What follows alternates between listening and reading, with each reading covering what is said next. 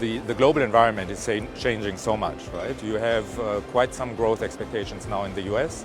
You have investors which really can choose between a place like Russia and a place like a more mature market, a developed market like the US.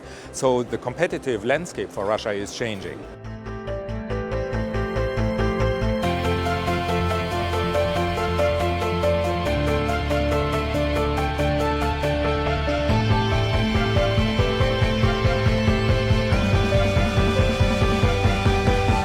As a U.S. investor, because that has to be where this communication is coming from, the biggest thing that we look for is transparency in the numbers and the financials, and then the consistent rule of contract law.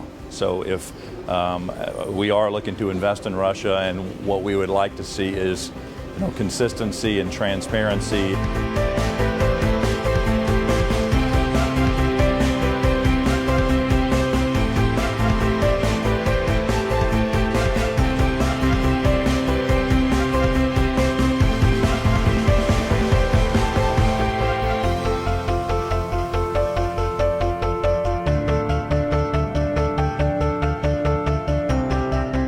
There's an additional reason for the shakeout in emerging markets, which is the way in which people are beginning to have a little rethink about whether growth slowing down in emerging countries is not just a China problem, but actually it's in Russia, it's in Brazil, it's in Turkey, it's in Mexico. A lot of the favorite emerging markets that investors have had are actually confronting structural economic problems, which is calling for a change in their economic model.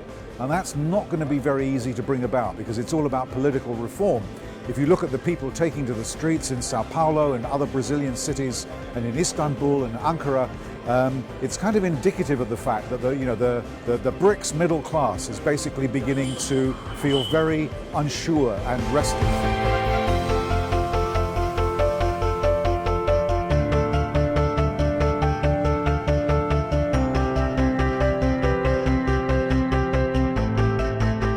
When you think about infrastructure, it's really just one of the areas that I think countries, cities, what have you, can really differentiate themselves vis-a-vis others in the global marketplace. And so we think that's very important. In today's world, and you think about global capital markets, and you think about what choices investors have, they're going to be looking at the competitiveness of a country and of a city, and infrastructure is one of the most important areas that investors will be looking at, ease of doing business, etc.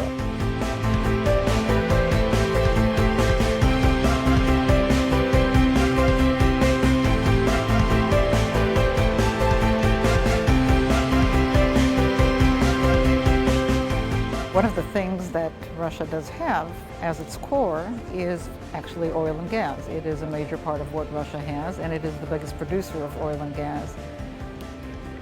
What it has not done is taken the industries around oil and gas, equipment, services, and so on, and actually created a Russian component. It is importing most of those services.